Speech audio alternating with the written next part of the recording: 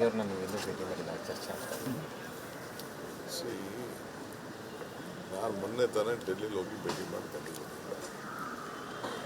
ಪದೇ ಪದೇ ಭೇಟಿ ಮಾಡೋದು, ನೀವು ಬಾಗಿಲಲ್ಲೇ ಪಾಪ ಅವ್ರ ಬಾಗಿಲಲ್ಲಿ ಓಡಾಡೋಕ್ಕೂ ಬಿಡದೆ, ನನಗೂ ಓಡಾಡೋಕ್ಕೂ ಬಿಡದೆ ಹಾಕೊಂಡು ಕೂತಿದ್ದೀರ.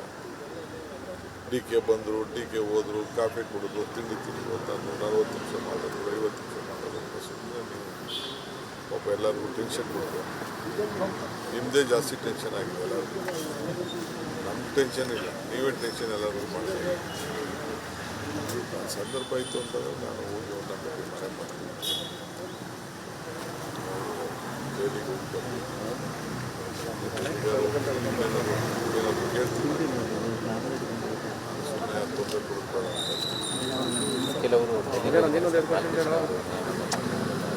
ಅದರಲ್ಲಿ ಮಂತ್ರಿ ಆಗಬೇಕು ಅಂತ ಎಲ್ಲರಿಗೂ ಆಸೆ ಇರ್ತದೆ, ತಪ್ಪೇನಿದೆ, ಹೋಗ್ತಾರೆ.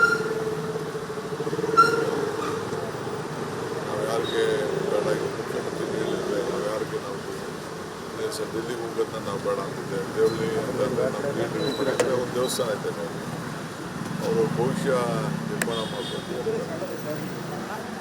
ಸೊ ತಪ್ಪೇನಿದೆ, ಶಿಸ್ತು ಉಲ್ಲಂಘನೆ ಆಗ್ತಿದೆ ಅನ್ನೋದು ಚರ್ಚೆ ಆಗುತ್ತೆ. ಯಾರು ಹೇಳಿಕೆ ಪಕ್ಷದ ವಿರುದ್ಧ ಹೇಳಿಕೆಗಳು ಕೊಟ್ಟು ಬುಕ್ಗಳು ಮಾಡಿ, ಡಿನ್ನರ್ಗಳು ಮಾಡಿ, ಆ ಥರ ಏನಾದರೂ ಸಂದರ್ಭ ಮಾಡಿ ಒಂದು ಬಂದಿದ್ದು ಒಂದು ಪಾರ್ಟಿ ವಿರುದ್ಧ ಹೋದರೆ ಬರ್ತದೆ. ಈಗ ನಾನೇನು ಬರ್ತದೆ, ಅವ್ರು ಯಾರೋ ನನಗೇನು ಗೊತ್ತಿಲ್ಲ, ಏನು ಮಾಡಿ